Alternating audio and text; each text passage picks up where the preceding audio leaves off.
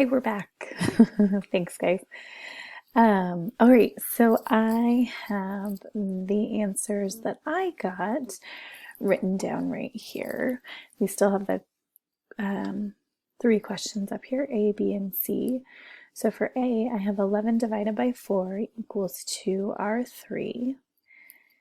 And my multiplication with addition statement is 4 times 2 plus 3 equals 11. One thing that I kind of missed earlier is making sure that we're putting the parentheses around the 4 times 3, and that's just a reminder for us that we're doing that multiplication first and then the addition. So as you go on, just try to remember to get that parentheses around the multiplication part of your statement. For B, I have 8 divided by 3 equals 2R2. And 3 times 2 plus 2 equals 8. And then C, we have 10 divided by 3 equals 3R1. And 3 times 3 plus 1 equals 10. So what I want you to do is going into these 3 statements, I guess really 6 statements, but let's look at the division statements first. I want you to circle the 2 numbers that you multiplied over here on the right. So looking at your division statement, go ahead and circle the 2 numbers that you multiplied. We multiplied 4 times 2, we added 3, and then our answer is 11. So 4 and 2 are the numbers that we multiplied. For B, we multiplied 3 times 2. So go ahead and circle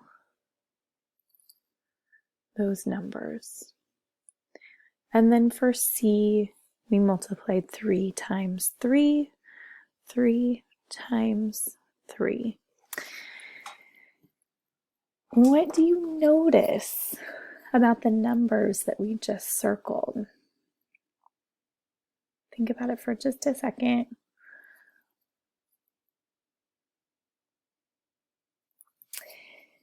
So the numbers being multiplied are always the 2 middle numbers, these ones on each side of the equal sign. And the number that's being added, 3, 3, 2, 2, 1, 1. The number that's being added is always the remainder. So as you're checking, right, because that's what we're doing, we're checking our division, we can use multiplication statements to check our division. We want to make sure that whatever we're adding is that remainder, and we're multiplying these 2 numbers. Your answer should always be the number that starts your statement. So that's kind of the way that the 2 numbers will correspond. What you can't do, because I know some of you like to do this, is because you know that the answer is supposed to be 10, sometimes you've just plugged 10 in over here, and you really want to make sure that you're answering the multiplication problem by using what you have written instead of just putting the answer in. So yes, that's the answer should correspond with what's over here, but make sure that you're also doing 3 times 3 equals 9 plus 1 equals 10. Okay, so please make sure that you're not skipping that step, because sometimes when we skip steps, that's how mistakes are made and that's how we end up with the wrong answer. All right, we will do a couple more of these as board problems tomorrow. I just want to remind you guys that the way that you check your answer for division statements, there are 2 different things that you need to do. So the first thing that you need to do is check and make sure that you have all of your groups that you can. Let me move this out of the way.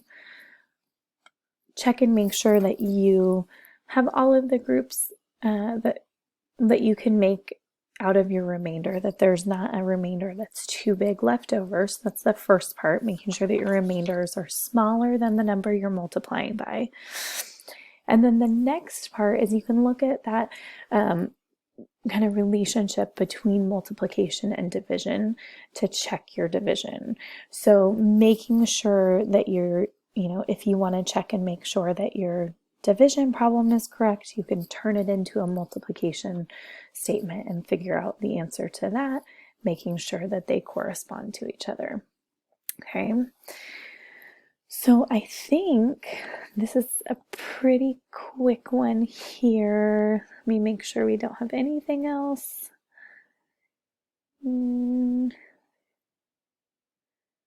So it just says, decide which divisions are correct. Look for those two conditions, that the multiplication is correct and that the remainder is less than the number in each group. Letters for the, okay, perfect. We look like we got it. So what I want you to go ahead from here, I'll write it on here because this is what I do in class. Complete pages 9 and 10. So go ahead and move on over to your workbook. Whoops, I have an answer there. Aha!